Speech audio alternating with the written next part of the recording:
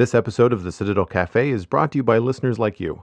Visit patreon.com/the Citadel Cafe to find out how you can become a patron and help make this show possible.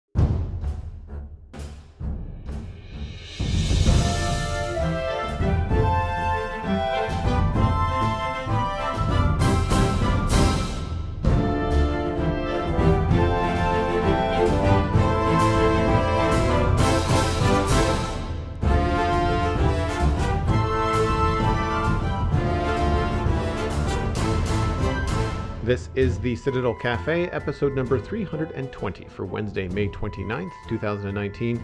My name is Joel Duggan, and the Citadel Cafe is where my friends and I hang out to talk about the geeky stuff that we are into. Joining me this week, Megan Townsend is back. You can find her at Megan Townsend on all the social media that matters. Hello, Megan. Hello. How are you? I'm doing great because I have a full house. A few weeks ago when Endgame came out, because heads up, this is, if you haven't guessed by the title of this episode and the giant poster art I'm going to put at the top of it, we're going to talk about Endgame. Saw the movie. Another friend saw the movie, and they immediately emailed me and said, I'm coming on your show. When you talk about Endgame. And that is Jonny. You may know him as Pixlriffs online. He is my co-host on the Spawn Chunks podcast, where we talk about Minecraft every Monday, and also the man behind the YouTube series, the Minecraft Survival Guide. Jonny, man, welcome back to the show.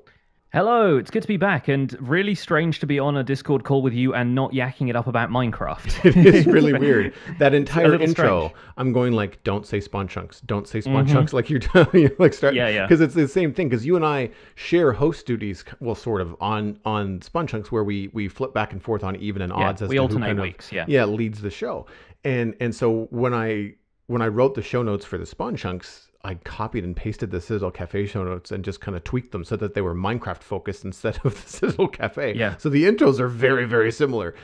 So I have a hard time. I've also done that before where I record the Spawn Chunks on Monday, and if I do the Citadel Cafe early in the week, like on a Tuesday, like immediately after, I'm still very much Minecraft brain on Tuesday. And so I end up having to focus and be like, okay, don't say the wrong show. Yeah, seeing the Citadel Cafe show notes in front of me is like Bizarro World for me at this point. It's like everything is a different color, and I'm like, wait, what is this? Parallel universe kind of stuff. Speaking of which, I color code we got stuff. a bit of that to cover today. Yeah, my gosh, and I want to give people an opportunity to go kind of check out and see what you're up to, because I don't have you on the show that often. It's been about a year, as a matter of fact. The last time I think was for Solo, when that movie came out. And we'll have to make a mental note to have you back on when the final Star Wars film comes out this December too. Oh yes! Oh, excited for that! The Rise of Skywalker should be really good. Speaking of, that was a trailer in front of Endgame, and I hadn't seen that trailer the very first time I went to go see Endgame. I didn't realize we were going to have a trailer for Star Wars in front of it, which I thought was really cool. But yeah, so if people are interested in kind of like what you're doing and or are not familiar, where can people go to check out the stuff that you're up to? If you search for me online, Pixlriffs, Pixlriffs, just Google that and you'll find me. But my main thing is YouTube. I've got an audience of over 130,000 subscribers by now, which is a lot more than it was when I was last on the Citadel Cafe. Oh my gosh! Yeah. And that's mainly thanks to the success of this Survival Guide series that you mentioned. It's really popping off. It's going very, very well, and I'm making daily episodes teaching people how to play Minecraft. So it is a Monday to Friday show, and since a new update to Minecraft launched quite recently, I am basically covering all of the new features, doing my own take on them, and doing it all in survival mode. So a lot of people make tutorials in creative mode, where they're flying around and doing stuff very quickly. For my viewers, they get to see the entire process done in survival mode, which means that, I can't fly around. I don't have infinite access to blocks. It's very much like the main way people play Minecraft. So people look for tutorials on that kind of stuff all the time. And thankfully, a lot of them seem to have found me. Well, and it's also a persistent world. So you talked about like people doing tutorials where it's like kind of like a one and done. They do it in creative. But something that I really like about your series is that it's more than just a tutorial. It's also a let's play. So people get to kind of see your world develop. So once you've shown them how to build that sheep farm, you're going to be walking back and forth probably by that sheep farm a number of times over the course of your series. So it's not something that people never see again. Yes, and it's something that people regularly ask me about when I stream, when I also stream on Twitch. they've regularly kind of gone, "What's that? What's that?" Because they haven't seen the episode that something is from, and I'm walking past it to get to something else. But that sheep farm has come in very useful. I've been making a cat cafe today, and putting down a lot of like carpets and making kind of jungle gyms for cats, because there are all these new cat varieties in the latest updates. So That's really yeah. cute. I'm really into that. Yeah. I decided to make a cat cafe episode and tame all of the new varieties of cats and bring them all back to my main town where I'm building this giant city. And I was like, I plan to make a cafe on this one corner that has 3 houses, and then there's one house that just wasn't built because I didn't know what to do with it. I was like, cat cafe done, episode concept. So yeah, it's going well. That's awesome. Megan, I feel like since you're in the middle of remodeling your house on the Citadel server where you and I play Minecraft together, Yeah. that you could now dedicate a wing of this new house to a cat jungle gym. Don't tempt me. I'm thinking about it. Well, I've been trying to I wanted to add cats to my house anyway because I love cats. I just like animals. I just like dogs and cats around my house. Yeah, I may or may not be thinking about it right now. Thanks, guys. Appreciate it. Slightly distracted. Yeah, no, this is great, Johnny. This is how I'm going to get Megan back onto the Citadel. I'm going to grab screenshots of all the different cat varieties now, and I'll just send one a day. I'm just like, this could be like a Sally Struthers, infomercial. Instead of starving kids, it'll be like, this cat could have a home. This cat could be in your house. Which doesn't have a roof. Oh. It's really funny. Her house, she tore down an old house and she started to build a new one, and it's just a front wall. Like there's only one of 4 sides and no roof. And there's a weird staircase in the middle currently still, which it's quite funny. Is there? I forgot about that. Yeah, I'll get back to it. I promise. I promise. I swear. I've just been busy. I'm just giving you a hard time. I mean, I know. Real life before Minecraft. I mean, I went an entire month in April into half of May where I just, I had my birthday and I had a bunch of stuff happening, and I wasn't creating content for Minecraft. I was doing work. I just wasn't doing that kind of creative work and that kind of content. So I wasn't playing the game. But for those of you that are interested in that, you can always join Johnny and I on Mondays and check out the Spawn Chunks podcast, because we're speedily heading towards a 1-year anniversary on that podcast as well now, which is super cool. Yeah, it's crazy to think about, but enjoying it every step of the way. Yeah. Speaking of things that happened around my birthday, one of the gifts that I received was a movie gift card, and I used it to go see Endgame. And I saw it probably around 2 or 3 days after it came out. It wasn't quite out a week, I don't think. And I knew right then that I wanted to wait to talk about it on the podcast, because we had also just started covering Game of Thrones, which is now over. And I thought, this is going to be divisive. Like there's going to be so many people that can't listen to the podcast or don't want to because they haven't seen it yet. And I also kind of wanted to have the dust settle, and I kind of wanted to see it again. And so I've seen it now twice, including my second time was actually just yesterday with my sister. So we're going to talk about Endgame. There's going to be absolutely no way to talk about it without spoilers, because like every time you turn around in this movie, something crazy important happens. So at this point, after a month, if you haven't seen Avengers Endgame, I don't know what to tell you, dear listener, but we're going to spoil it. Megan, when did you see Endgame? Because you saw it, I think, before I did. Yeah, I think I went on my birthday. My boyfriend bought tickets for us to go see it on my birthday. So it's been a bit. Yeah, and that would have been the day that I saw you, because I would have had you over. Yes. Yeah. Oh, because I remember I was at your birthday party. I was speaking with Florette. Yes. About it, and we were like speaking in hushed tones in the corner, and I think you were busy talking to like Peyton and Alistair and everybody, and I was just like, Florette and I were like, okay, we gotta discuss this like really quick. And she was like trying to keep her voice really quiet and kept glancing over you to make sure you weren't accidentally overhearing anything. It was actually kind of funny. Yeah. Yeah. It was, so it's been a bit. I'm trying to it's all kind of slowly coming back to me because it's been a while since I gave it a lot of brain space. But just reading through synopses and things and that's basically how I've been reminding myself of it, just by reading the plot synopsis on Wikipedia and going, yeah, that's what happened. But yeah, I must have seen it about the same time, because I can't remember if we went on day one or not, but my wife and I just had that discussion of, well, we're gonna need to go and see it, otherwise spoilers will happen. So yeah, we went and saw it pretty early. If not day one, then probably a day or two after it released here in the UK. Yeah. Yeah, yeah. So it is currently the second highest grossing movie of all time. Certainly the highest grossing movie of 2019. It is the highest grossing superhero film, highest grossing Marvel film, blah, blah, blah, blah. It is only behind Avatar, which came out in 2009, the James Cameron film, by Oh, really? 1 million. So Avengers Endgame currently has 2.686 billion worldwide, and Avatar is 2.787 billion. So, like, for the sake of a couple digits here, it's roughly no, sorry, 100 million. my bad. It's 100 million behind Avatar, but I would imagine it will catch it. I'm kind of surprised that it hasn't already, because one is a much better film than the other. Yeah, Um, Hmm. fair to say. yeah, and also, like, Avatar.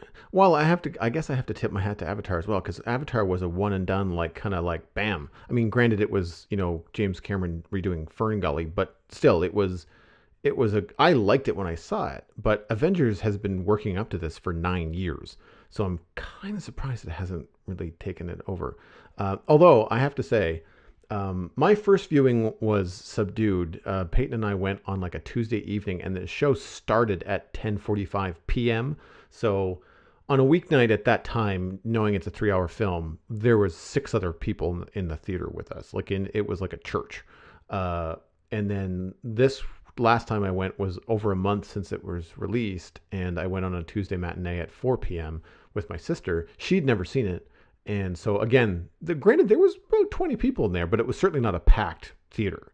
When you guys went to go see it, was it like wall to wall people? Who, me? Yes. Yeah, it was pretty busy. To the point where Colin got um like assigned seats. He just made sure it was Oh, yes. Yep. like he made sure, and he was like, all right, I tried to get as like the best seats possible. I think it only come out like a day prior, really. Oh, yeah. No, it came out on the Um 26th of April, or 20 yeah, and 25th. my birthday was on the 27th. Yeah. So yeah, so literally we went out, like, we went to go see it the second day it was Yeah. out. So it was very busy at that point. I think a lot of people were still in the same mind frame of um go see it now before it gets spoiled. Yeah. And people don't hold back. People are rude. Man, there are some people who are nuts about just throwing spoilers out there into the ether, and I'm like, yo, like, give it at least 2 weeks for this one, because this Yeah. is a big one. Yeah. Well, there was also, it was a week or 2 weeks. I think it might have been 2 weeks. There was a 2 week kind of limit on the actors, like in their interviews. And then Mm-hmm. Kevin Feige he made like a big announcement on, like, hey, FYI, the NDA is now completely lifted as of, and I can't remember what date it was. It would, 2 weeks after the show's release. And so now all the interviews can stop all the bloody tap dancing, because it was so funny. Like, leading up to Endgame, like, all of the actors are on every talk show you can imagine. There's all these press junkets on YouTube where you got these different channels, and IMDb is talking with people and all this kind of stuff, and they can't ask any real questions. And if they bother, then the actors are just kind of like, I don't know, or I can't tell you, or I can't tell you that either. It's like, I can't talk about Yeah. that. It's My just like, my my favorite example of that is Chadwick Boseman gave a red carpet interview where somebody was trying to ask him about Endgame, and he was like, "I can't tell you anything. I'm dead." And they were like, "No, but there's a Black Panther 2. It's on the slate. It's scheduled to come out." And he's like, "Yeah, but I'm dead." And he yeah, just kept repeating that. It's like we really can't tell you anything. yeah, and even like the trailer for Spider-Man: Far From Home. I mean, Tom Holland is at the beginning of it saying, like, "Hey, we're about to watch Spider-Man trailer, but FYI, if you have not seen Endgame, this is full of Endgame spoilers." And literally, the first 10 seconds of the Spider-Man trailer spoil a key It's a moment. huge thing. Yeah, Yeah. and which is, it's cool that they're taking the ball and running with it, like they're not pulling any punches, but at the same time, like, they have to promote that new movie, and Endgame is so long running in the theaters that they have to warn people. And in my second screening, uh, Tom Holland was doing the trailer for Endgame, and he said, like, "Hey, this is normally where you would see sorry, not a trailer for Endgame, trailer for Far From Home." He's like, here's where we would normally put a trailer for Far From Home, but it's got Endgame spoilers in it, so we're going to put it after the credits. So stick around, and after the credits, you can watch the trailer for Far From Home at the end of the movie. And I thought that was kind of a cool way because there's no end scene credit thing. Like I mean, all these Marvel movies over the last years have always had this little Easter egg at the end of the first credit roll, the visual credits, where they kind of snap into a little story or a little tease. You know, it's like a little bit about Thor's hammer, or it's a little tease about who's coming. And like I think the in Infinity War it was they flashed a little Captain Marvel thing on a communicator. And so that didn't happen in Endgame. So they've used um, this the idea of putting spoilers in trailers and putting that at the end. I'm almost more on board. Like I like the little teases, but if more of the Marvel movie trailers had spoilers in them like that were essential to character development or something like that, and they just had people saying like, "Hey, there's a trailer at the end of the movie," like I would be on board for that. Can we talk about how ironic it is that Tom Holland is now the guardian of spoilers, considering how often they had to stop him from spoiling stuff in the lead up to some of these movies? Yes. I just find that really funny.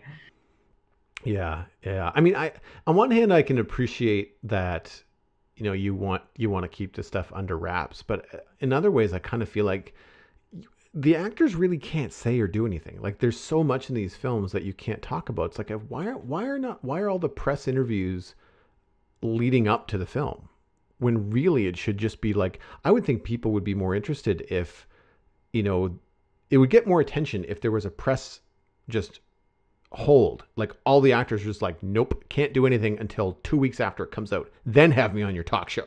You know, like I would imagine that more people would go see it, because really all you end up doing is putting these two actors in front of someone interviewing them and watching them dodge, avoid, like, and then these poor people are trying to be journalists, and it's like you go in there and you're told they're not going to tell you anything, so don't ask stupid questions.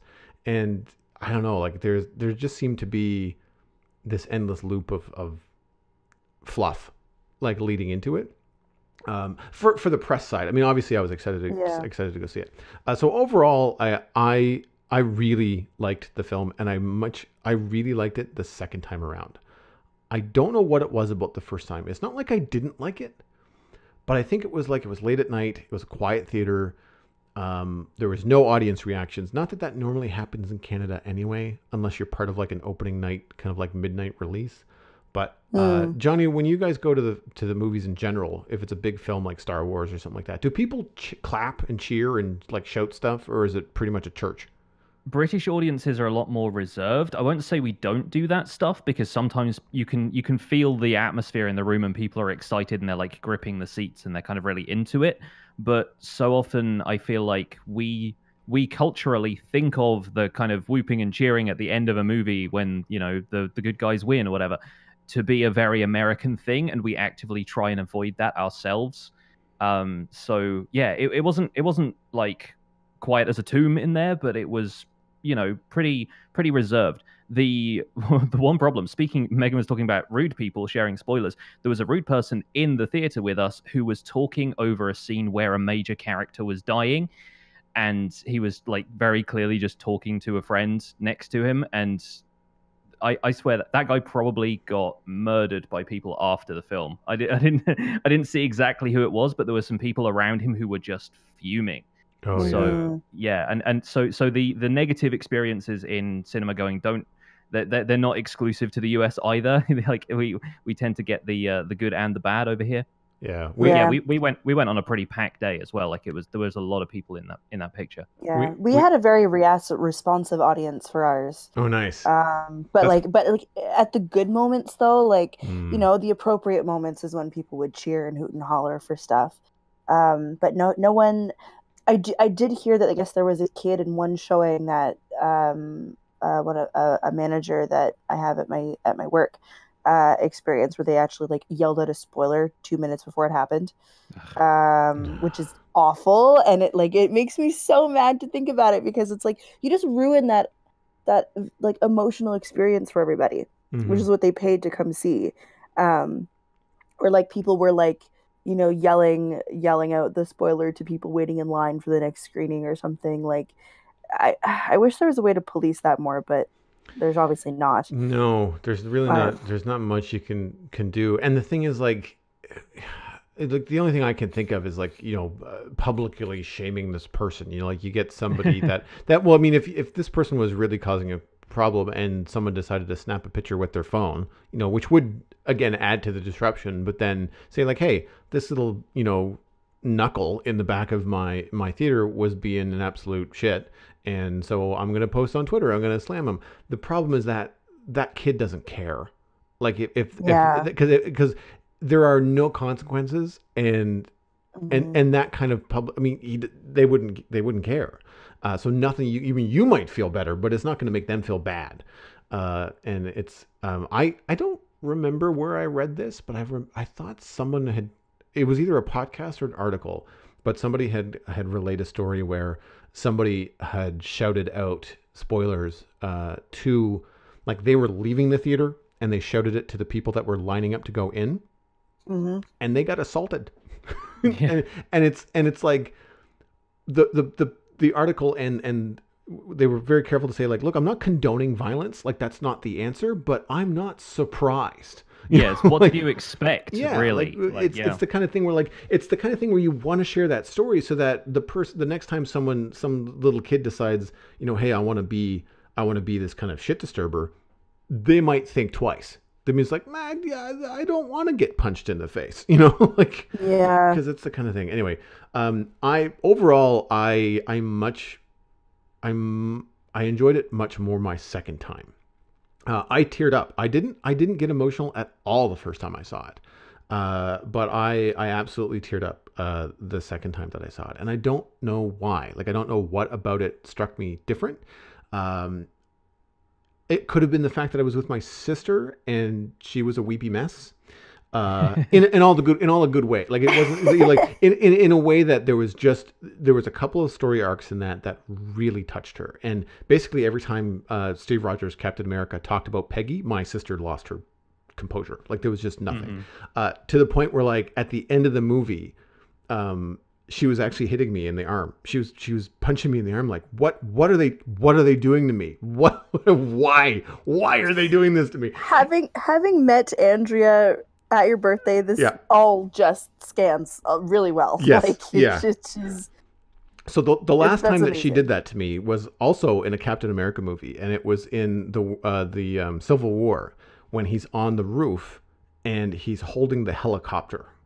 And so she's hitting me in the arm for a very different reason. She's just like, she's punching me in the arm going, biceps, biceps, look at the biceps. And I'm just like, yeah, I see them, kiddo. Like, I follow, I track, and it was very funny to me that she did the exact same thing, but instead of, like, being happy about, Chris Evans on screen looking like a brick shithouse, she was punching me in the arm going, like, why are they making me cry? I like Captain America. Why are they doing this? And it's not sad. Like it's not a bad things are happening cry. It's a good things are happening cry. It's like a happy cry. Yeah, but it's the about time cry, because it's been like Yes. 9 years of Cap. Well, not nine. I can't remember when First Avenger came out, but it's been a long time for Cap to have a happy ending. Like, he's had, Mhm. as heroic as he is, he gets the bloody short end of the stick all the time, Oh boy, does he ever. all the time. And I think that's where I want to start. Is that we can talk about the film as a whole, but it's so difficult because there's just so much to unpack in the 3 hours. Because it does, after seeing it twice, it does not feel like 3 hours. So I have my favorite arc, which is Captain America. Megan, what's your favorite story arc, either in the film or kind of, I guess, in the MCU? Uh, God, no, that's a really loaded question, Joel. Hmm? Well, I guess when you want to talk about Endgame, what's the first thing that you want to talk about? Like, what's the absolute first thing you just have to start jamming about? No, there's a lot. Um, I think that's going to be a running theme of this whole show. Is like, there are so Yes. many things to There's talk about. When so are we? many things to talk about. I Yeah. mean, so my favorite stories in the MCU are usually related to Thor. So I guess Thor, but I wouldn't say it's my favorite storyline in this Right. particular movie. I have a lot of opinions about how they handled Thor this time. Mhm. Mhm. But I was really, I guess, like, yeah, the Thor characters, like, I was really excited how they handled Loki and how they think they're going to handle the Loki spin-off series. Right. Because they basically alluded to that a little bit. Um, I think honestly, like the character growth, I think Cap was my favorite part in this whole movie. Honestly, um, like in terms of his journey in this movie, I thought that was pretty excellent.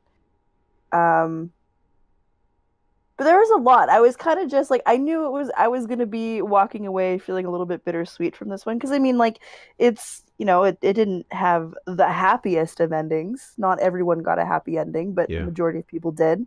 Um, and it was like a nice little bow to tie off the series. Like it didn't feel perfect, but it felt very neat. It was a nice clean ending.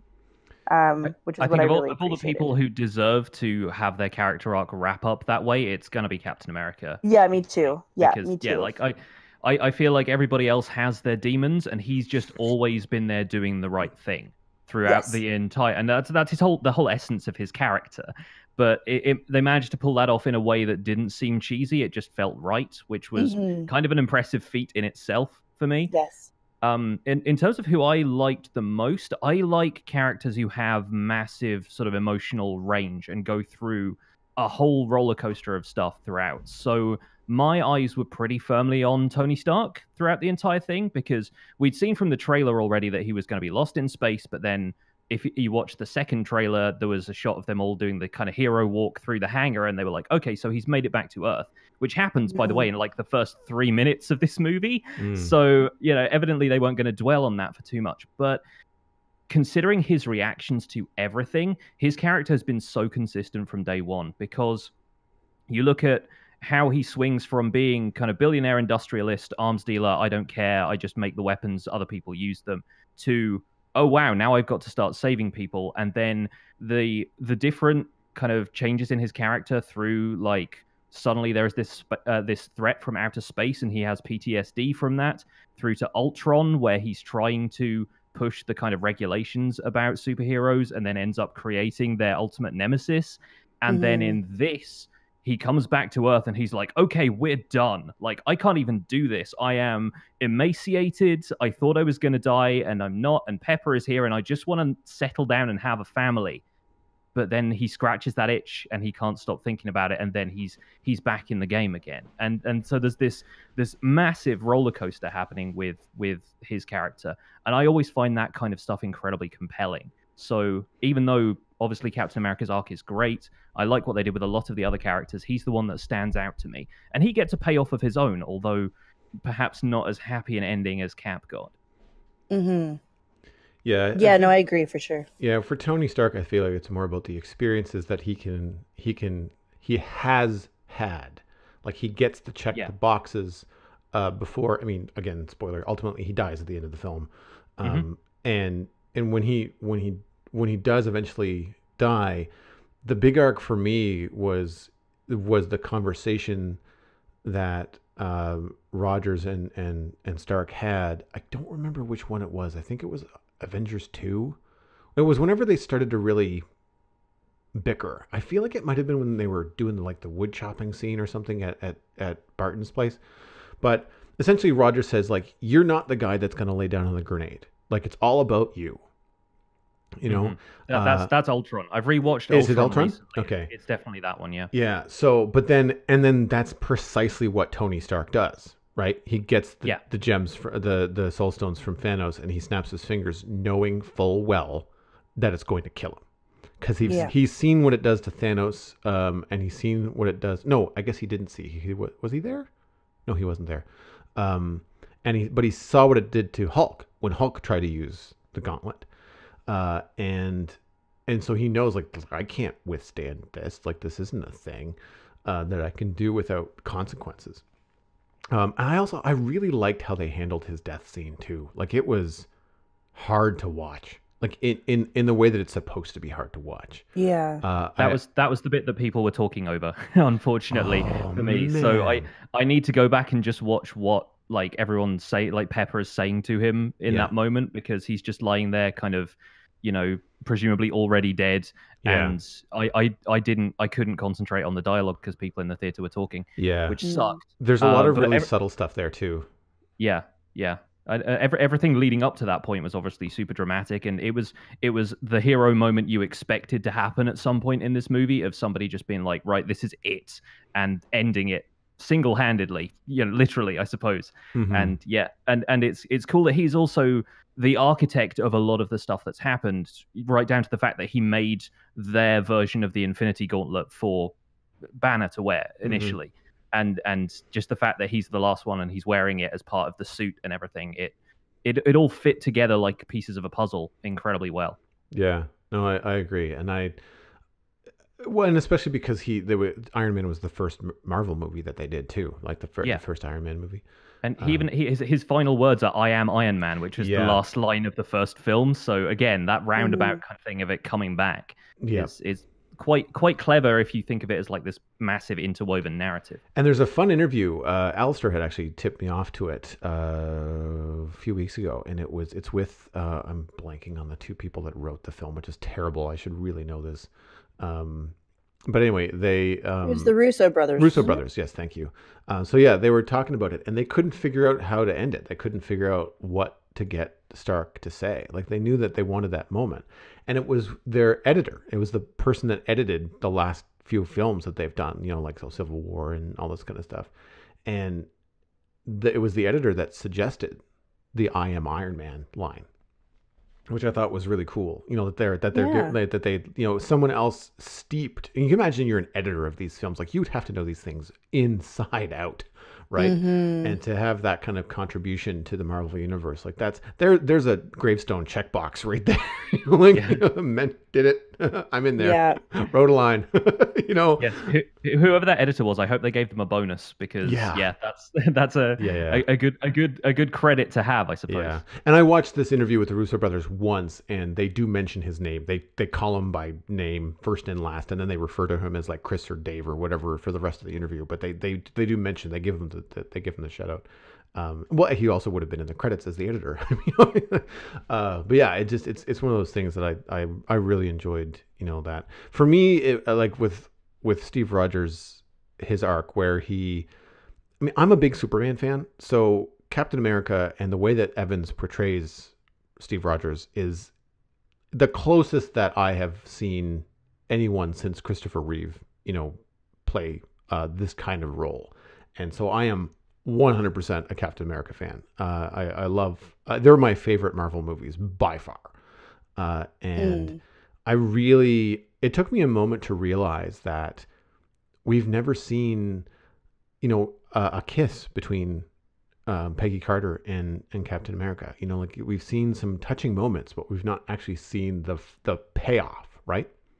Hmm. Uh, and it reminded me the way that they handled it, and with the class and the gentlemanly kind of like way that Cap doesn't talk about her, because Cap goes back in time to return all the stones to their original timeline, and we'll get into the time travel talk later. But Oh yeah, uh, I have a lot of opinions about yeah, that me part. too. So he goes back in time, and eventually, instead of coming back to his timeline, he stays and he ends up having a life with Peggy Carter. But the only thing that they do in terms of the conversation, the dialogue when he's talking to Falcon, is that when he shakes Falcon's hand, he puts his other hand on top of it. You see the wedding band, and Falcon's Hmm. like, "Who's the girl?" Is like, "Is that the girl I think it is?" And he's like, "Yep. You want to tell me about her?" No, not really. I don't think I and, and will. and and with the aging makeup and everything, like he does it just like a curmudgeonly old man would. It's all like, maybe He I'll tell you does. some other time, young Sonny Jim. It's Yeah, so well Yeah. acted. yeah. It was Like, so good. And he aged really well. I know it was just makeup, but like he looked really good Yeah. Was even it as like was an it aged makeup, or man. did they do the digital aging I thing? think it was mostly makeup. Yeah. I would presume so. Yeah, I feel like Yeah. they've got their CGI budget going elsewhere in this Yeah, I movie. suppose. Well, Hmm. in that particular sequence, they're just people on set budget would have been kind of Yeah. astronomical. Yeah. Hmm. But the thing that I got out of that was, I don't know exactly what time he went back, because Stark and Tony Stark and Cap go back to the 70s to get the Pym particles and the Tesseract. Yeah. Yeah. And he runs into Peggy Carter, or doesn't see her. He sees her through a window. Which Which is, why did she not see him? By the way, is that like one way mirror kind of I don't technology or think it was I something? one Like, way. wonder. I think it was just that he was in a dark room and she was in a light room. Like, it's one Yeah. of those situations where, like, if you were in the room with her and she's bustling around and talking to someone, I don't know that you would look, because it's also her office. Like, the lights are off. Why would she think to look in her office? Yeah, that was the one thing where my wife was like, "How has she not seen him already? Like Yeah. he's literally standing right." And I think she was probably in the same vein as your sister Joel, of just being like punch it in the arm, kind of Oh, like, "Why can they not actually see oh each other?" man. And Yeah, and I think that's the whole idea too. Is like, metaphorically, like the glass between them it's still a real barrier. Like, he knows yeah, that he can't go in there, even though he's just an unlocked door. I'm sure, away Mhm. from seeing Peggy. I feel like it was a nice point of tension too, Hmm. because when it actually kind of when his ending came to fruition, it was like, oh, okay. Like I felt really relieved. I know some people were kind of mad about him. It was like, okay, well, fuck all the rest of you, I guess. Like that's kind of how Hmm. my roommate felt about it, I think. But I liked his ending. I thought it was sweet. I thought it Yeah. was a nice like, you know what, you've done your job. It's time to enjoy your life now. Yeah. Yeah, yeah. Well, and having the last shot of the movie be the dancing that he finally gets to have with his sweetheart. Yes. I mean, he's the guy that went away to war and came home and still didn't get his happy ending for another 70 years. I mean, no, he wasn't awake for those 70 years. He was in the ice for most of it. But Mm. I don't know what time he went back to, because there's a line that Hulk says when Banner was supposed, or when Rogers was supposed to come back, and he said he blew right by his re-entry point or something. Well, So his reentry point was them, like their time, yeah, but I don't right? know. But if he blew right by it, I'm not sure what direction he was going, because he wasn't going to the future. Um, at any point, I don't think he went back to the 70s, because they showed the last shot was very much the 50s or the 40s. Like, I feel like it was Mm-hmm. like immediately post war. Because Um, World War II, right? World War II is in the World War II 40s. was in the 40, ended in the 40s. And so the cars on the street were very like 1940s, 50s sort of stuff. Mm-hmm. Um, which means that he would have had to, I mean, and this is where, I mean, I guess we can get into this a little bit later too. But like, he would have then stayed there while all the other events over the last 9 years had happened. He would have been old man Steve at, yeah, at that point. So at some point there would have been two Captain Americas, one being very Yeah. capable and being 37 and the other one not so much. But Yeah. what I was getting at is that if we take Captain America as we see him in Endgame before he goes back in time, as roughly the same age as the actor who's 37, Chris Evans, then you say, okay, well, then he goes back to, say, like 1950, 55, 53, whatever. Um, so that puts him into being 60 in 1990, which means that he's now 87 or something when Mm. he's handing, like, he's nearly 100 years old when he's handing that shield Yeah. to. And the idea, I think, is that the super soldier serum would have, yeah. he would have Oh, aged, but he would have absolutely. aged gracefully, I think, is Yes. how it Yeah. goes. His cells regenerate better than other people's do, and that kind of thing. He's Yeah. probably more resistant to like diseases and stuff as well. Yeah. And yeah, It's interesting. That's the first time I think I've ever heard someone like break it down of like, wow, he would have been like really, really quite old at that point. And it's like Yeah. no one ever really questioned that. They were just like, oh, Steve, old man. Yeah, okay, nobody really cool. questions a lot of stuff about the ending. Yeah. I'm still kind of holding Yeah. off because I don't Yeah. want to get into like rant territory too Yeah. quickly. But before we move on from Cap, I have two other things. First of all, I love the scene where he fights himself, where they went back in Ugh. time. He encounters like Steve Rogers from quote unquote our era, Yeah. encounters old Steve Rogers, but young Steve Rogers, and it's so good because they fight each other for a little bit, and then the kind of past version of the Cap is like, I could do this all day, and then the older, wiser Cap just like rolls his eyes and is like, I know, Yeah, I know. It's so good. Like that moment is just brilliant. And then the payoff of the line, the callback to somebody saying that's America's ass or whatever, and he looks down at himself on the ground unconscious, and he's like, that is America's ass, and then just walks off. Great. Very, That was a very great moment. I lost it. And it's funny because like Steve's kind of been written as like this uptight, which is really stupid to me, honestly. Like in Avengers, when someone's he was just like language, and everyone's like, "Okay, Grandpa, like all right." Mhm. He's a kid from Brooklyn. He just wanted to fight Yeah. everybody. He was in the military. There's no way boy didn't swear. Yeah. Mhm. So I don't know, to kind of have that moment where he's like, "Yep, that's an ass. It's Yeah. America's ass." It was Yeah. just.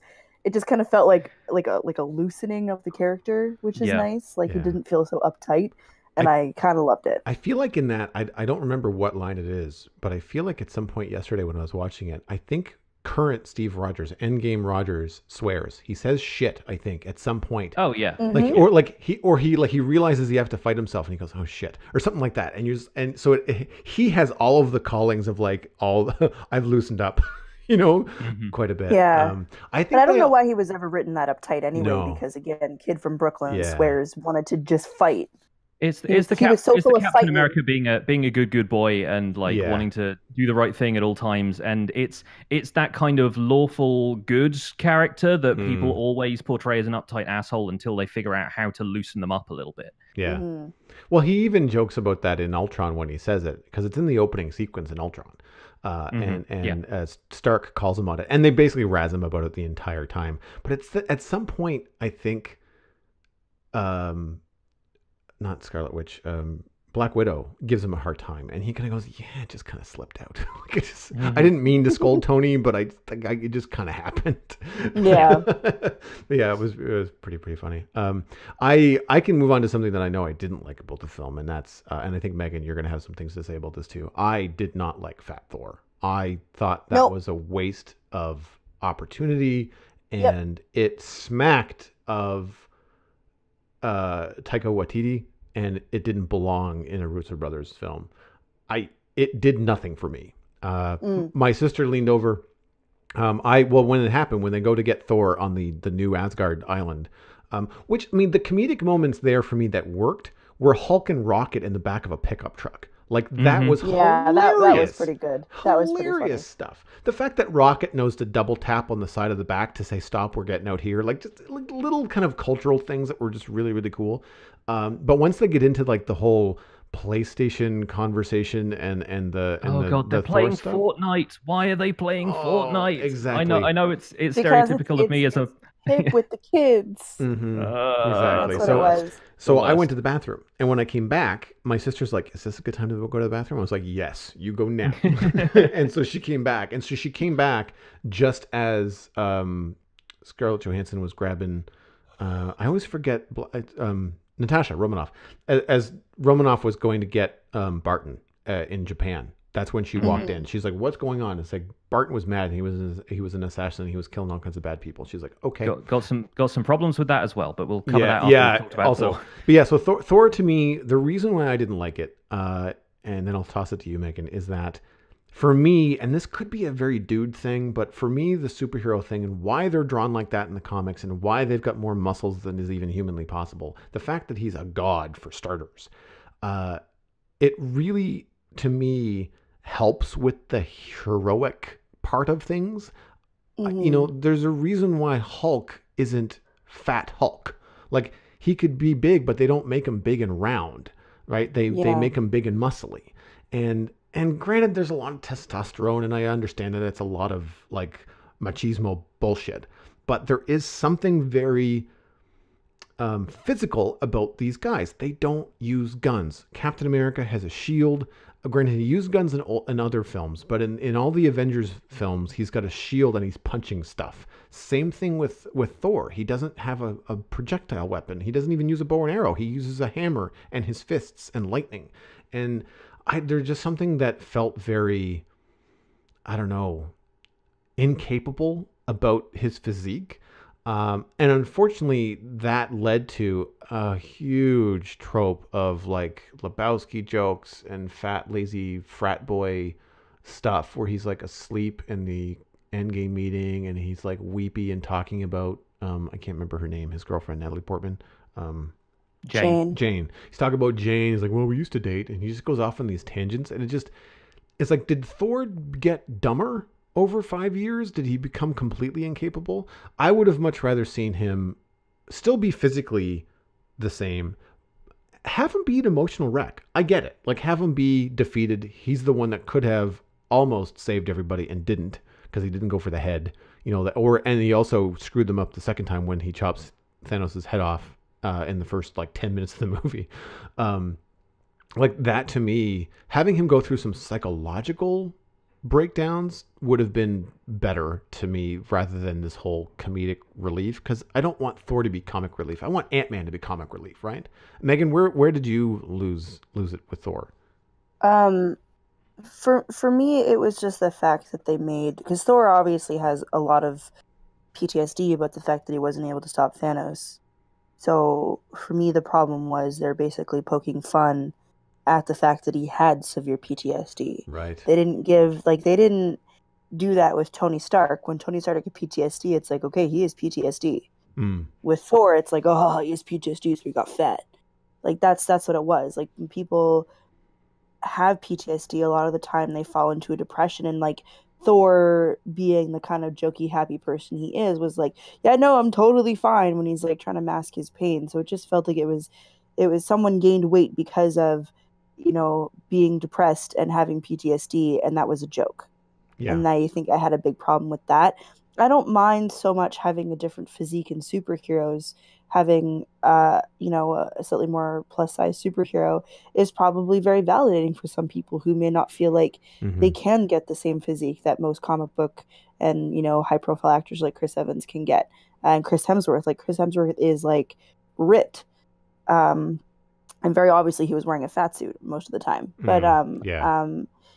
so I think in some way having that physique and still having him have a lot of very powerful fighting moments at the end of the film, even being bigger, was very emotionally validating for a lot of people. But I think the part that I didn't like was the fact that Thor's PTSD and his mental health became a point of humor. And I don't think that stuff should be really joked about. Mm. So I think that's kind of where the issue was. So I was like, they did him dirty. Like Thor was not treated with respect. And I also know that, like, Chris Hemsworth, I'm sorry, likes to I think he likes doing comedy. He's a really funny guy. And I think Thor Ragnarok was his first foray in being able to make the character of Thor humorous and jokey and like a little bit lighthearted. Um but I feel like it kind of took Thor many, many steps back in terms of how he's grown as a character. Yeah. So it's a combination of poking fun of the PTSD/depression and Fat jokes. fat jokes Yeah. because of PTSD/depression. Yeah. It was And rough. it wasn't like when I first saw it, like I was like, oh no, but I was kind of laughing about it when I first saw it. But afterwards, I was laughing because it was like, oh boy, I can't believe they went this route. Mhm. Wow, they went that route. That's not a route they should have gone. And everyone thought it was hilarious, and I was just like, some doesn't sit right. And it wasn't until someone pointed out the problem. I often have this issue where I can't quite quantify what something, like the direct point of what bothers me about something until someone else puts it into words. I'm like, that's it. That's the thing. I have a really hard time pinpointing the exact wordage I'm trying to find. But someone's like, yeah, they made fun of someone with PTSD and depression and made a bunch of fat jokes. And I was just like, that was the problem. That was the issue. Because Yeah. Thor is basically a character study in hiding grief behind bravado. Yes. And Yeah. at this point, like the Asgardians, if in case anyone's forgotten this from Infinity War, weren't affected by the finger snapping thing. They all died at the beginning of Infinity War. Like Thanos raided their ship and killed everyone, except apparently there are still a few survivors alive in Norway at the beginning of Endgame, and that's who he's hanging out with. Except he's not helping them rebuild and kind of dealing with his grief that way. He's playing Fortnite with the rock guy from Thor Ragnarok. And it's weird to me because it's never really acknowledged that while Thor obviously deals with his demons a little bit throughout the thing, there's that whole scene where he gets his hammer back when they go to the past and he's surprised that he's still worthy. And that for me was the payoff for all of the unfortunate fat jokes and everything like that, was just him being like, even though I've got all of these problems, the universe still thinks I'm good. And that was nice, but it really didn't have to have all of that other stuff leading up to it. No, that was the only genuine moment I found that he had. Well, and like in talking to mom, like seeing mom, Yeah. Yeah. That's afraid. what Frigga, and everything.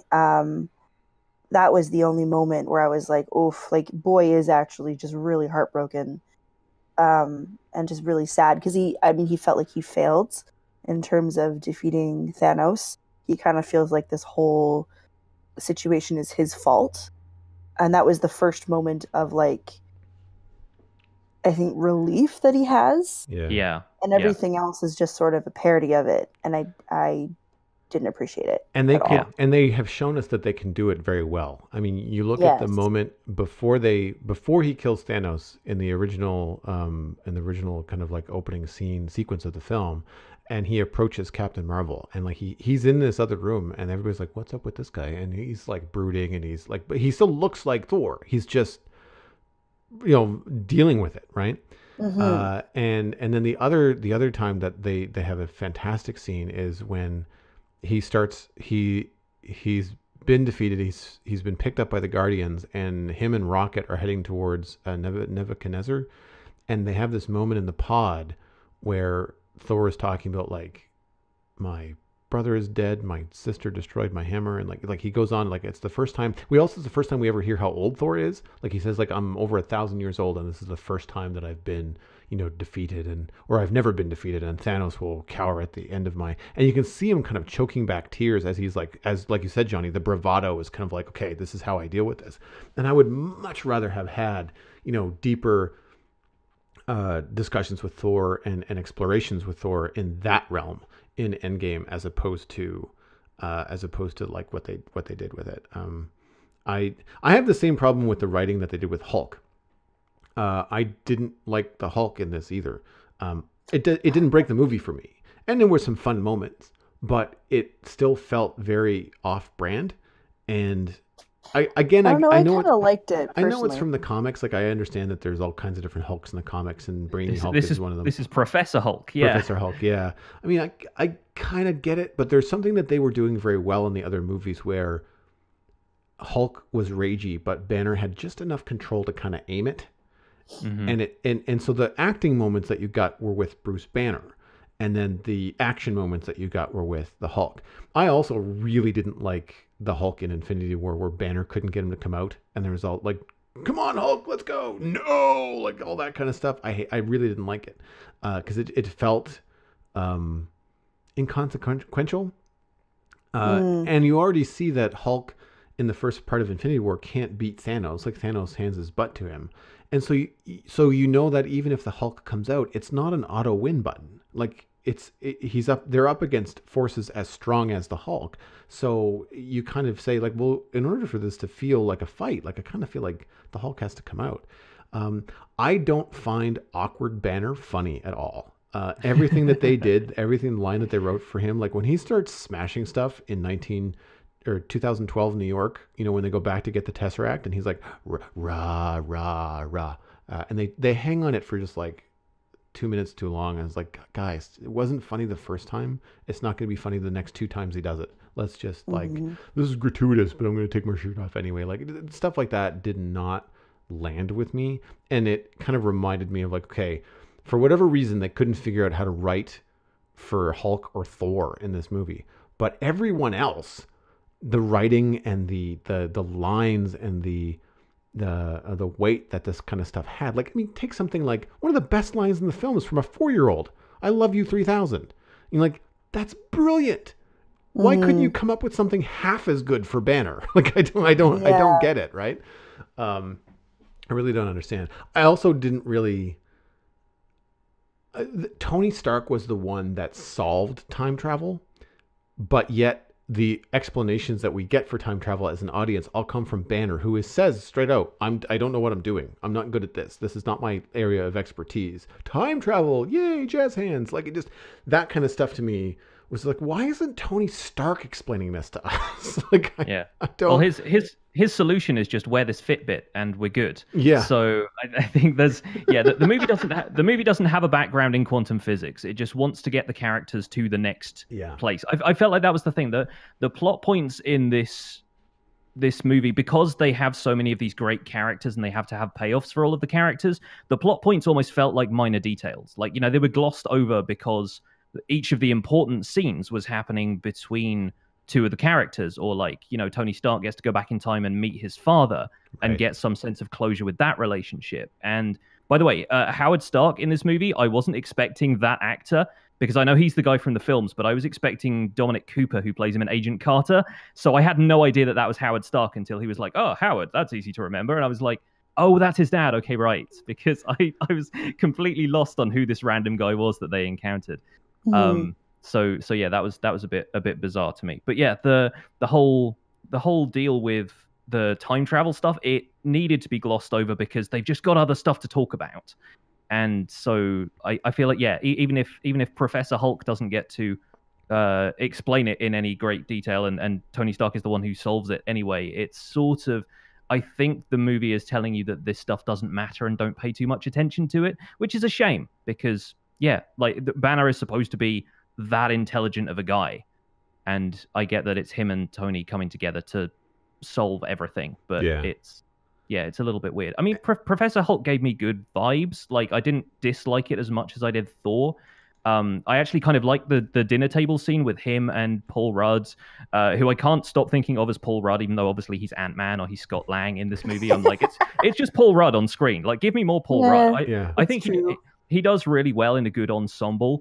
And just him and I assume that was mostly improv of him and the kids, and like they're asking Hulk for a selfie, and he's all like, "No, it's Ant-Man is here," and he's all like, "No, don't worry. That guy is the kid is walking away right now." Like that whole kind of fumbling stuff. While I agree, it probably goes on for like a little bit too long with the awkward humor. That's part of what that type of humor relies upon, and I don't know. Paul Rudd just has that charm that gets me. Was Paul Rudd in Hot Tub Time Machine? I have no idea. It's the reason I'm asking is because during the whole time travel talk with Hulk, Ant-Man is doing that kind of ad lib thing where he's talking about like, what do you mean? This is exactly how, this is the plan. The plan is Back to the Future. This is how we do this. And so they even joke about like they slam a whole bunch of time travel movies, and Hot Tub Time Machine was one of them. And I'm looking at IMDb now, and it doesn't look like he was in it, but it's the kind of movie that Paul Rudd would be in. Oh, it's definitely his crowd. Yeah, absolutely. And it just kind of made me think, like, did they just get Ant-Man, played by Paul Rudd, to reference a pop culture film that Paul Rudd was in? Because that would be hilarious. It's like, why is Deadpool not delivering this line? Basically, the in jokes are real. Yeah, no. So what? I mean, while we're talking about the whole time travel thing, like, what were the thoughts that you had on it, Johnny? Okay. My main thing with the time travel thing is the majority of it is fine. I appreciated the Ancient One's whole description of it and how branching time streams are being created. I appreciated that the Ancient One was even in this movie, because I feel like, looking back at some of them now, I've been rewatching a few of them lately. Doctor Strange might actually be one of my favorites of like Wave 3 or whatever it is.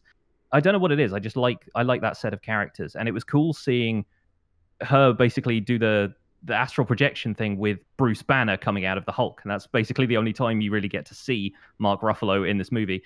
But yeah, I didn't mind it when they were going through time and picking some stuff up. I liked that one of their attempts failed, and that's the reason Loki gets away with the Tesseract. And that's how you get the Loki spin-off. My problem was with the resolution of it all. My problem was with Captain America returning the Infinity Stones, which I get that at that point in the movie there's not meant to be any conflict left. The big bad has been destroyed, although the main characters are getting a send-off. Tony Stark is dead, and that's Cap's deal. He's the time travel guy, basically. Like, for better or for worse, he's done this before, in a sense. It's a poetic way to tie up his character, but returning the Infinity Stones, I'm sorry, makes no goddamn sense. Let me just stroll into Asgard and re-inject the ether into Jane Foster. Sure, go for it. Like, that's the weird part to me, is how you get some of them back. The Vormir is the one that kills me. Like, how do you return the Soul Stone?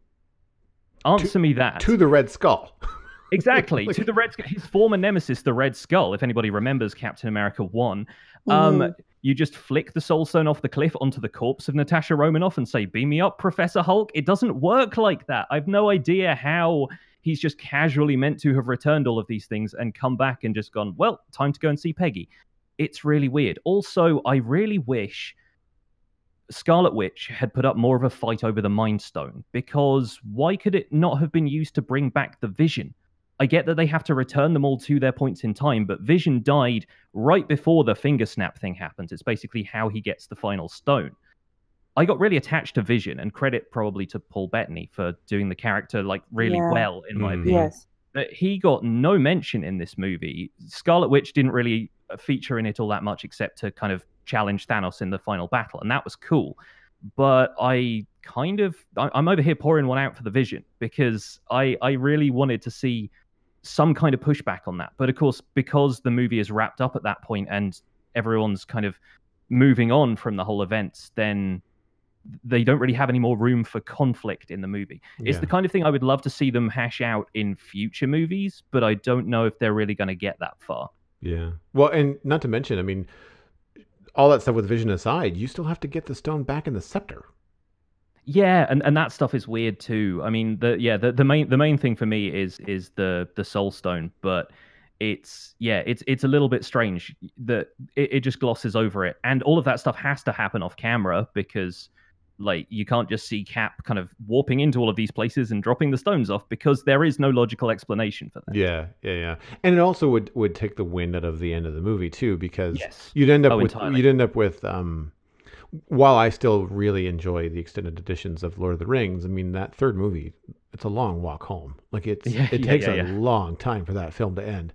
And after the climax has already happened, there's still like a good hour of the movie left.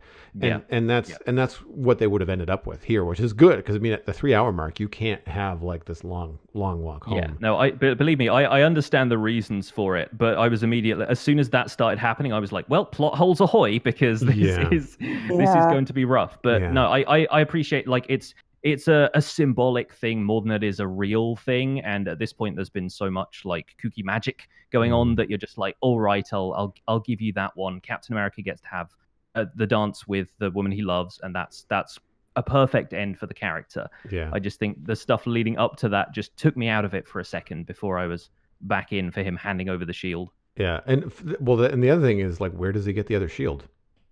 Does he take it? Does he take it from the first Captain America? Because there's supposed to be only one. Like, I don't get only it. one in the world and all that stuff. I mean, like, you can. The thing is, like, you can fish in between the lines. It's like, all right, well, at some point he becomes friends with Black Panther, and there's obviously more vibranium in Wakanda, so they could have had another, like, old Rogers could have gone and explained who he was and what was going on, and gotten another one to bring forward to give to Falcon. But I do. There are some kind of wonky parts. One thing I did like, excuse me, about one theory about the time travel is less about separate branches, but about branches rejoining the main timeline. And that to me sort of explains, maybe not the minutia of the stones and the shield, but at least explain to you how old Captain America old Steve Rogers could be existing in this ancient timeline and then and then come back. And the way that it was explained was like, so when Rogers goes back into the 1950s and he comes back and he's back while the other Steve Rogers is still frozen in the ice, it branches off into a separate timeline. But the moment that Rogers goes back in time from Endgame, when Hulk and Falcon and Winter Soldier send him back, then that's the time when the separate timeline then converges back. So it's not a permanent departure. It's like a detour. So that for a while there's two timelines with two Steve Rogers, but the moment that Endgame Rogers goes back in time, it closes, and then the only Captain America in existence is the one that is the old guy on the bench. And that to me is like, you know what? If you can accept that it's not that people can't control their pasts, that it creates these alternate timelines. I like the idea of the timeline being unable to converge until Rogers goes back in time, and it creates this opening for the one Captain America to be back in its own. You know what? That's actually really similar, I think, to how, just sidetracking for a second, how Harry Potter did it when they did the whole time turner business. Because, like, it creates an alternate timeline. Like, the original timeline is still kind of happening, but then there's like another like side to it, and then it just kind of converges in timeline prime, I guess. I guess Yeah. you also have the option Yeah. with Marvel of that opening up stuff about the multiverse as well, because they've hinted at that coming out in a few other things. Like a couple of characters have casually dropped the word multiverse in recent things, and It's true, actually. Yeah. I'm pretty sure that was also part of the new Spider-Man trailer. I Oh, haven't it actually is. seen that all the way through, but yeah, like Yep. I do think there is the option there if they wanted to go with that of just kind of explaining it away because like, well, multiverse. You know, he's turned up in a different universe technically, and then he finds his way back to our own. We Hmm. don't really know how the quantum realm thing works, other than wear a Fitbit and you're fine. So Yeah. I think it could potentially lead us to more explorations of that, and then whatever the event is in future where all of the universes converge and that kind of stuff. So I think that might be where they're headed next, Oh and yeah. it might No. it might be a convenient explanation for this further down the line. I think we're also going to get some opportunities for like Fantastic Four, for Yeah. Galactus and Silver Do people Surfer, and still want that though? well, so Fantastic Four. so one of the ideas that I had that was presented, not that I had that I had observed, I think it was on a podcast, was if they did not do a current Fantastic Four, but they did an alternate timeline retro Fantastic Four. They've already pulled it off Mm, with Captain Marvel, where they give her origin story back in the 90s, and then sent her off to do other galactic stuff while all this other stuff has been happening over the last 9 years. right. And I feel like they could do that with the Fantastic Four because how cool would the Fantastic Four be if it was like Incredibles? You know, like if it was like the 1960s kind of spy, Cold War type stuff, That'd actually be really cool. right? That sounds like it'd be rad. Because then you don't have to worry about things being like, okay, well, we've already done quantum time travel. We've already done like spaceships and aliens and all this kind of stuff. What's left? But if you set it in the 60s, then everything that the Fantastic Four does becomes one, the first time that any public has ever seen it. It becomes new to everybody. Something as cool as a stretchy dude and an invisible lady become like the pinnacle of technology in the show or in the movie, right? And if they Mhm. do that in a way that it's an alternate timeline or a multiverse that was created by the snap or because of the snap, then the idea of this merging timeline that I talked about with Captain America means that you could eventually get the Fantastic Four to come in later on. Like they could merge back in after all the events of Endgame, right? Um, Yeah. it could really work out in a fun way because I really enjoyed like the first Captain America where they did the whole World War I or World War II film. Like it was fantastic. Like it felt like a superhero movie, but it felt like a World War II movie too. And I think that if they did that kind of stuff, like Fantastic Four becomes a little bit more kind of like not the Incredibles, is it the Untouchables or the there's a British what's the British spy show, Johnny, that was all about it wasn't Bond stuff, but it was like a British TV show. Do you know? I mean, it could be like The Man from Uncle. Was it one of those, or That's was one it? of them. I mean, there was originally a show called The Avengers, which is why the movie had to be Avengers Assemble over here because people would assume apparently Oh, that the right. Avengers was like a reboot of the old kind of spy Maybe that's what it organization was. thing. Yeah. That might be it. Ironically enough. Yeah. So yeah, like But the different Avengers guys. yeah, but having that kind of production design and feel to it would I think would be really really cool. I mean, I'm excited to see where they go with everything because I mean, like obviously we've got Far From Home coming out. There's another Captain Marvel movie happening. Um, there is I don't know. I thought they were talking about doing a Black Widow movie, but I mean, like, Well, they can't now because they fridged her. yeah, which I'm really bitter about that, actually. That's one yeah, of the major points of contention I have for the movie. It's like, I mean, out of both between Natasha and Clint, Natasha is the better choice. right, Neither of them was a good choice, but like Hmm. if you had to choose one, Clint has a family and she doesn't. But at the same time, it just felt very much like, oh hey, this person's character everyone wanted to hear more about. Yeah, let's just offer. Let's throw off her Cliff. Have it be that. yeah, Done. Bye. I had a lot of bitterness yeah. for that. The better choice for that in my head would have been Bucky. Yes, right? but but then yeah, I don't know. I feel like with everybody it would have been awful. Because I Oh don't yeah, think. there's no good choice. I mean, Well, you're you not going to can't please do Bucky everybody. though, because Bucky eventually becomes Cap. Well, And Bucky was but they're not going Bucky was that direction. dead in the finger snap anyway, wasn't he? Bucky was part of that. Yes, he was part of the finger snap, but yes, yeah. So he couldn't have been. Oh, that's right. Yeah, Yeah, he yeah, wasn't part of like this movie until the That's very end when everyone right. gets brought back. yeah. Right. But yeah, but Bucky eventually becomes Cap, like after Sam. I know there's different timelines, of course, with comic books, but I Yes. know that Bucky eventually Yeah. takes up the mantle of Captain America.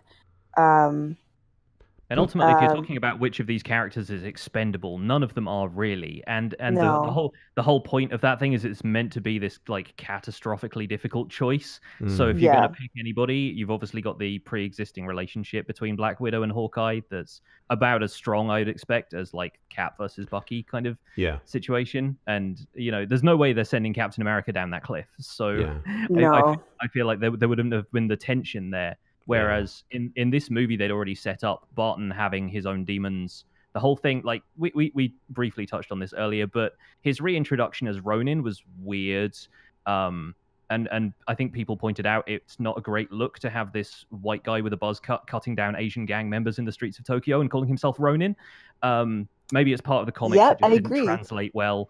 But I think that kind of suffered in part from the fact that this movie has so much other stuff to get through. But people were like, why couldn't he have just gone after some bad gangs in America? Mm. We don't expect that he's killed all of them already, you know? Yeah. Um, and it just sets the audience up to feel like Barton has done bad stuff before the scene on Vormir because we haven't had much of his past kind of laid out for us in the previous movies, whereas No, Mm. Black Widow's had all the kind of flashbacks to when she was being trained as an assassin and everything. So yeah, Yeah.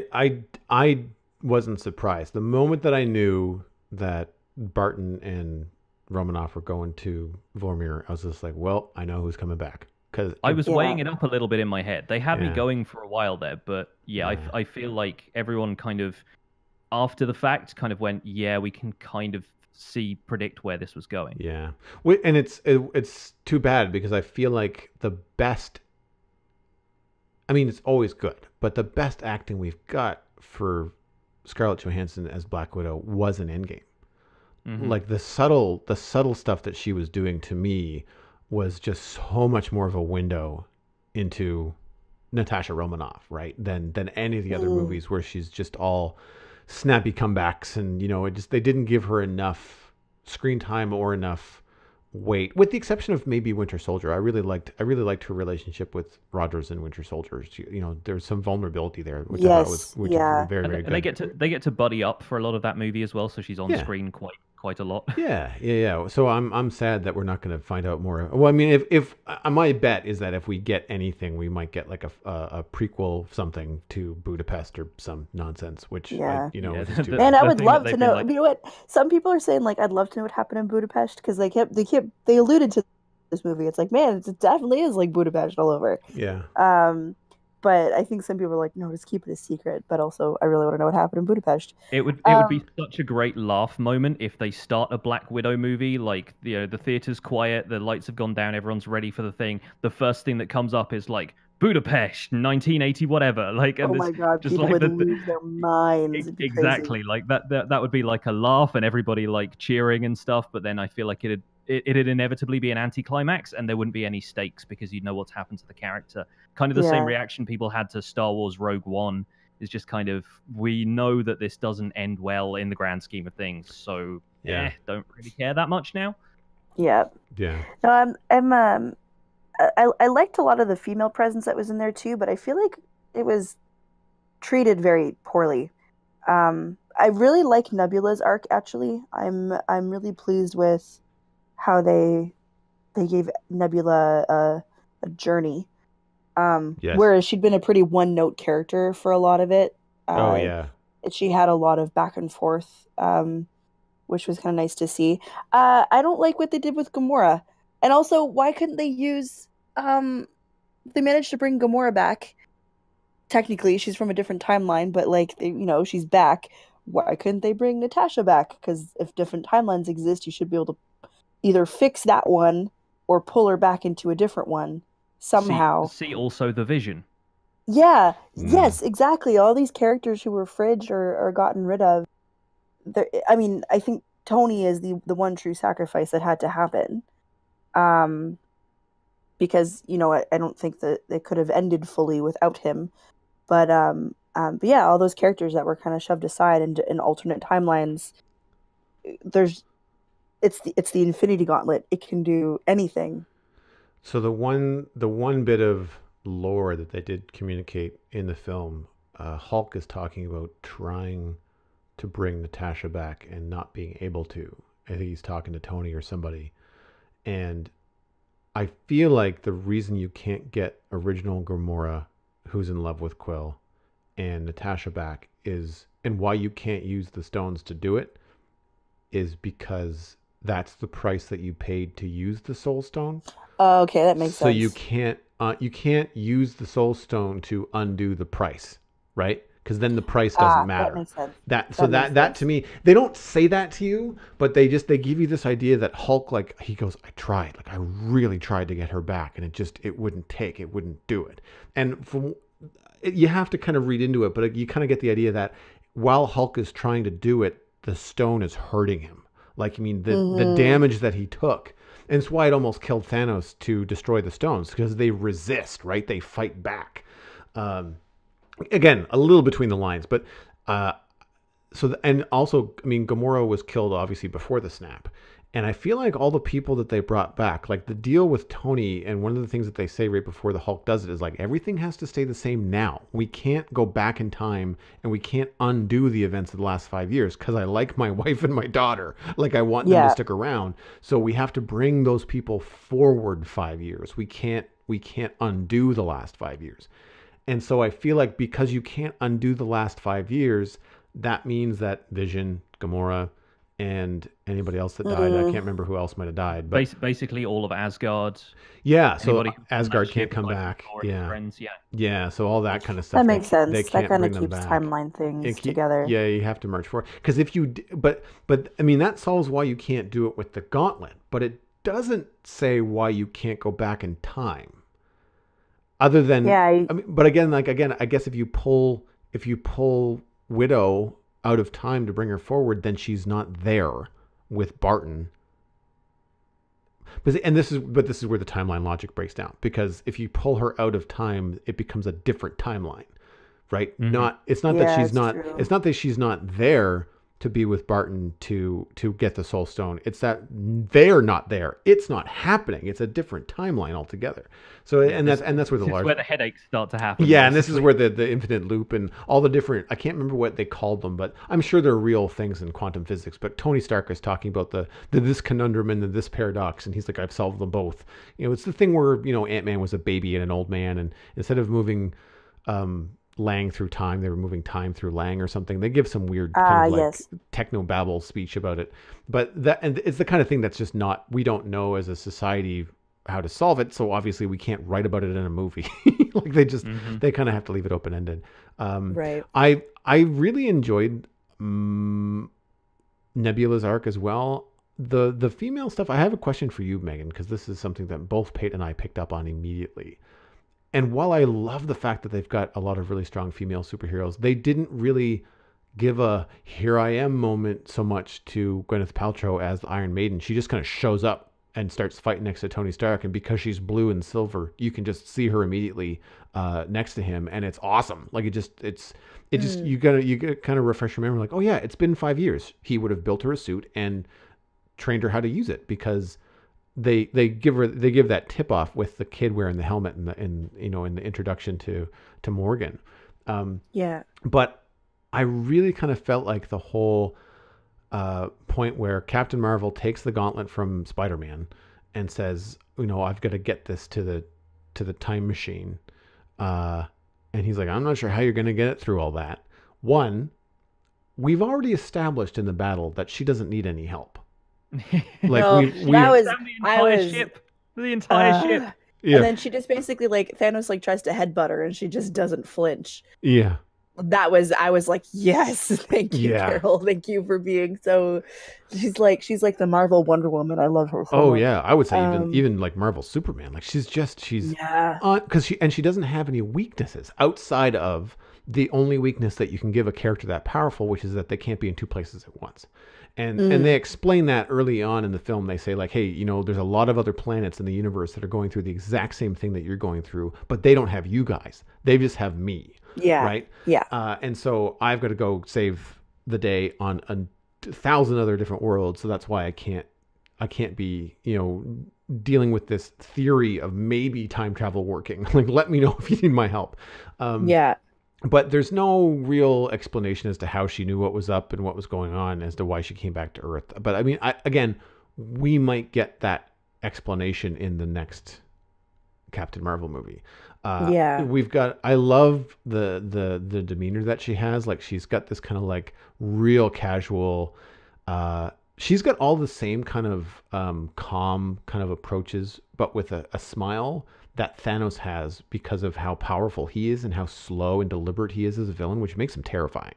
And Hmm. I love that she kind of comes in and strolls in and can absolutely go toe to toe with Thanos. What I didn't Yeah. what I didn't like, and I'm curious what you thought about it, Megan, is the shot of all the women in the battle happening to be right next to Spider-Man, giving her help when we already know she doesn't need it. And it's just this long kind of like women are powerful moment, which I don't want to knock, but it did kind of feel pretty on the nose for me. How did you take it? Yeah, no, I think a lot of people were saying that it didn't feel deserved.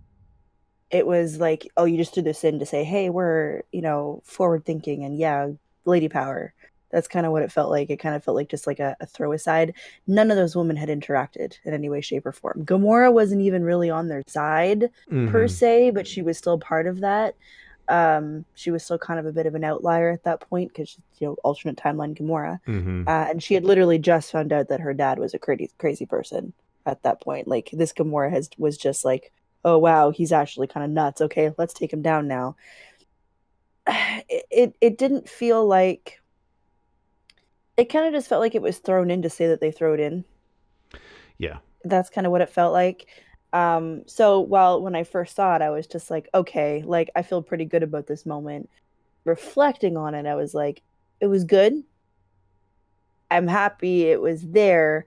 I just feel like it wasn't warranted in terms of the overarching story. But at the same time, I'm kind of thinking of this movie. It's like it's a chance for them to kind of throw in all the stuff they didn't get a chance to throw in. It's like nods to things. Yeah. So I mean, I'd prefer it to be there than to not be there.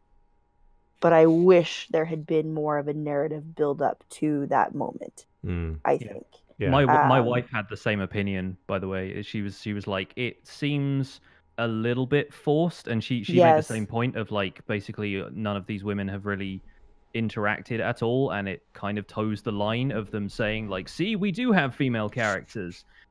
It sort of looks like a comic book cover for like the greatest Avengers female team up kind of crossover event situation, but it felt kind of empty when you already have incredibly powerful characters doing stuff just because that's what they do, not because like Hmm. all the women are here, but it's still just like Captain Marvel being a badass. That's kind of what all of them do individually, and yeah, it did feel a little bit forced to me as well. But I wanted to run that past my wife, being like, I'm just a dude here. How does this make you feel? And she kind of reacted the same way. I Yeah. mean, like I'm sure there would have been a lot of anger if it hadn't been there at all. So like again, like I'm happy that we got to see something. I'm glad that we got to see some kind of a nod, but at that point it just kind of feels like the lady audiences are just like kind of just eating the scraps. It's like, oh, they're throwing us scraps. Okay, I Yeah. guess we'll take those. What I feel like Um, it does is it takes away from two other really powerful moments to me with lead female characters, which is the moment where Thanos tries to punch Captain Marvel and she holds it, where Rogers couldn't in Infinity War. mhm. She holds it, and the only way that he knocks her away and doesn't stop her, he just knocks her away, is that he removes the power stone from the gauntlet, puts it in his other hand, and then hits her with it. And that's the only way that he can get her more than a foot from him, right? Yeah. And then the other moment was with Scarlet Witch, where she's back, Vision is not back, and she is pissed. And she uses Thanos' armor to basically beat him up. Like it's this incredibly powerful scene. And that whole sequence, they don't show him defeating her. Like when they cut, they're still at odds. Like they're in a power struggle and neither one of them are budging. I don't remember what event happens. I feel like something else comes along and knocks her away, or like some other outside force gets in there, because there's more than just two people on the battlefield. But those moments, which are fantastic, where you've got this giant blue purple muscle dude that's just like exerting his will in the universe, and these two extraordinarily powerful women, going up against him toe to toe and holding their own. And I feel like that shot kind of like undermines that. Whereas I didn't feel like it undermined it English. But I think it was because it was just thrown in there just because they could, right, without any emotional or narrative build up to it. Like we did have Scarlet Witch, we did have Captain Marvel. We didn't have powerful moments with any of the other women. Yeah, or if there were, they were very fast. Very fast. I'm struggling to remember the name of the character from Wakanda. She's the right-hand man for Black Panther. Okoye, yeah. I mean, she has a moment. I can't remember what big baddie. I don't remember his name, but one of the children of Thanos. I think it's the guy that does the mind melding or the something or other. Or no, it was the dude that. It was the dude that stabbed Vision in Infinity War. The guy that has the long blade. He's the elf-looking guy. Oh yeah. She kills him, and it's a cool shot, but it goes by in a heartbeat. Like there's just so many people to include that they don't always get like a couple of verbal lines. There was no talking. She rushed at him, he rushed at her, she stabbed him, she won. It was awesome. But then they moved on to like, they panned up to like, Ant-Man doing something. Like it was, constant. I feel like we got to wrap things up, and I'm going to point towards one of my favorite moments of the entire movie. And that's when Captain America picks up Mjolnir in the battle. Oh yeah, actually that was the moment where the audience actually went nuts, lost their mind. Yeah. We had a lot of hooting and hollering and cheering for that one. And that was Thor saying, "I knew it" or whatever, right? Yeah, exactly. That to me, I've gone down a YouTube rabbit hole, because both times I saw the film, it was so quiet that nothing happened. Like, me and Peyton might have grinned and looked at each other, but like there was nothing going on. But to go and look up YouTube videos where they're not necessarily pirating the film, they're posting that 1 minute 30 seconds of just like Thor and Thanos struggling with the axe going into Thor's armor, and then Mjolnir just kind of like rising up and moving, and it takes a moment for you to realize, wait a minute, that wasn't Thor. And then when Captain America catches it, like in all of the clips I've seen, the thunderous applause, it's such an iconic film moment. It's like the Death Star blowing up, right? Like it's one of those things where you're just like, I know where I was, I know who I was with when that happened.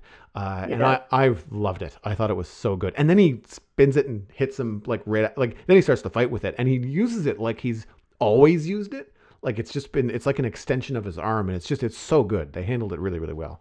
Yeah, no, I really like that moment. It's again, like just going back to Cap and his whole arc in this, I feel like he had one of the better arcs in this film, and that was an amazing moment. I was really, really happy about that, and the fact that he and Thor were able to pass it back and forth. It reminded me a little bit of that shot in the first Avengers movie where like Thor and Captain America are like fighting side by side, and Captain America is like throwing a shield and it comes back, and Thor's like throwing his hammer and it comes back, but they're kind of like back to back. The fact that they were able to pass it back and forth between each other was like an extension of that moment, because that was one of the first minutes where I was just like, oh, they're working together as a team, and they've been kind of at odds, and now it's just kind of coming back around full circle. It was a very powerful moment. Yeah, and it's one of the few Thor jokes that I thought was actually really good, where there's just this quick breath in the battle where Steve has got the larger. I can't remember the name of the big one, the big axe, but Steve has got the axe and Thor's got Mjolnir. And so Thor's like, no, Yeah. no, no, no, no, no, here, you have that one. And he just like tosses it to him, and it's like, give me the big one. You don't Yeah, get you. yeah. I get the big one. I get the big one. Yeah. I think one of my favorite moves that Rogers does is that he throws the shield, hits Thanos, and then when the shield is behind Thanos, he throws and hits it with the hammer and causes like a sonic effect, which we've seen them do together, Thor and Rogers, but not Rogers doing it on his own. And I was just like, Yeah. God, it's like having a boomerang at the same time. Like it was so well choreographed. It was so good. Yeah, Johnny, any kind of like final thoughts, final poignant moments from the film? Not necessarily something from the movie, not like a particular standout moment, but just the fact that I went into this expecting to have closure on Marvel as a whole. Like, I didn't have much expectation for what was going to happen. I wasn't super hyped up. I was just going in out of a sense of, well, I should see this because it's going to be an event. I expected to end this movie going, well, that's it, I guess, for Marvel Cinematic Universe. For me, I'm tapping out at this point. And now I don't feel that way. And it's weird because this felt like it should have been the end, and it was the end for a lot of these characters, but they've built up so much. It's so clear from that final battle exactly how many people's stories are going on at once, and so many of those characters are still around that I'm finding myself surprisingly still open to watching more Marvel films. Like at this point, I was expecting to have Marvel fatigue and for this to be like the final nail in the coffin, and instead it's going the other way. Instead, I'm excited for what they produce next. Yeah. Phase 4, right? Mm-hmm. Absolutely. Yeah. Yeah. With the Immortals, I think is what they've hinted at. Yeah. I'm not familiar enough with the comics, but I've heard enough kind of like on other podcasts and different fans that know more about this kind of stuff than I do. They seem to know kind of what direction it possibly could be going. I know a lot of people are very excited about Mysterio being in the trailer for Spider-Man Yes, Far From a Home. lot of speculation about his intentions, and yeah. So Far From Home is next, I believe. Yes, and that then, comes out soon. That's like in next month, I think. and after that, who knows? Yeah. Yeah. One thing I do want to point out, like just that last thing, something that it was just a joke that my boyfriend made halfway through the movie when Rogers hands Sam the shield. I was a little bit like, oh, it should have gone to Bucky. I was a little bit like, kind of feeling weird about it. And my boyfriend just turns to look at me. He goes, Captain Falcon. And I was like, yeah, no, it should have been Bucky. He's like, no, Captain Falcon. like Nintendo Captain Falcon. And there was a good minute. And I feel like there's going to be a lot of jokes about that going forward. I think because of all the things that Marvel has done and all the statements that they are making, I also think it's an excellent statement given the political climate in the United States lately. Well, North America at large. I love the fact that they're like, Captain America is going to be Anthony Mackie. Like this is the guy at the helm. This is the statement that we're making. I did not miss that. Like that was front and center and done very, very well. And if you want to see some really great insight, find an interview with Anthony Mackie where he talks about the moment where he discovers it happens. And it's a story that he tells about going over to Chris Evans' house and Chris Evans like thrusting the script in his chest and be like, you have to read this right now, because he hadn't read it yet. And so he got to be there, and him and Evans had to discuss like what this means and how cool it is and all this kind of stuff. And so as much as there's that interaction between Rogers and Falcon in the movie, there was also that off-screen handoff between Evans and Anthony Mackie. I mean, he is so humble when he talks about it. It's really, really cool. I'm excited to see the Disney Plus television series of Falcon as Captain America now. I'm still kind of disappointed that he's not getting his own movie, at least yet. Yeah, I agree. But at the same time, I kind of wonder, because you've got these successful television series like Game of Thrones and stuff like that, and I kind of wonder whether we might actually get more character exploration in a series than we will in a film. I'm not really sure. I'm torn. Based on runtime alone, I would expect so. But yeah, like let's hope they've got bigger and better things in mind for him, or that the TV series is going to be phenomenal, because I feel like we deserve to see what that character can become. Yeah, I agree, 100%.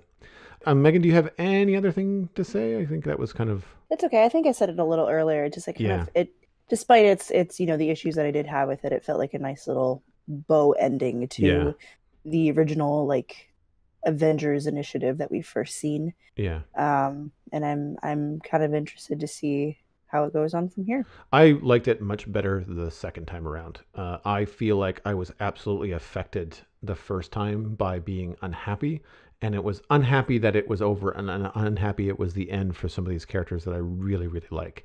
And that's why I walked out of the theater the first time not feeling very good. It wasn't that it wasn't a good movie, it was that I was sad that it was over. And seeing it the second time, I very much appreciated a lot more about it, and was affected. Even though I knew what was going to happen, I found that I was affected more emotionally by what they were doing. I mean, like, Marvel made me cry in a superhero film. Like, you win. You did it. Victory is yours. I'm good. I'm fine. It's all good here. But that's going to be it. That's all the time that we have for this episode of the Citadel Cafe. If you enjoyed the show and you want to check out links to things that we've been talking about, you can check out the show notes at thecitadelcafe.com. You can email the show and let us know what you thought about Endgame and time travel at thecitadelcafe@gmail.com. Find us by name on Twitter and Facebook. Subscribe on all the podcast platforms that matter. That includes iTunes, Android, Stitcher, and Spotify. My name is Joel Duggan. Everything that I'm doing online is at joelduggan.com. Jonny, thanks so much for coming over and being a part of this. I'm always happy to podcast with you, obviously. Where can people find you and all the cool stuff that you're doing online? You can go to youtube.com/Pixlriffs. That's my main squeeze lately. You can also find me at twitch.tv/Pixlriffs, and check out the Spawn Chunks podcast as well if you want to hear more of me and Joel talking about Minecraft, because we do that every week and it is quite the show lately. We have been having a lot of fun and having a lot of really cool listener response too. It's always really cool to have the community. I always feel like it's a double-edged thing over in the Spawn Chunks. Like, it's a cool game to talk about and it's an excellent online community, but then the Spawn Chunks community that we've kind of cultivated is just so refreshing and fun to hang out with, and people that contribute to that show really kind of turn it up a notch for me. Absolutely. And it's a pleasure to be back here on the Citadel Cafe, and expect to hear from me when the next Star Wars movie comes out. Absolutely. Megan, where can people find you and the stuff that you're doing online? People can find me online on Instagram and Twitter and YouTube at Megan Townsend. And if you also want to follow my personal project, The Heir of Caldanan, which I will be updating at some point later, that's also on Instagram too. And of course, Megan is on the show more often than I think any other people. So Yeah, you'll be hearing more from Megan soon. Yeah, you'll hear me. Thanks so much, folks. You've been listening to the Citadel Cafe, where we are fast, easy, and cheap, but you can only pick two.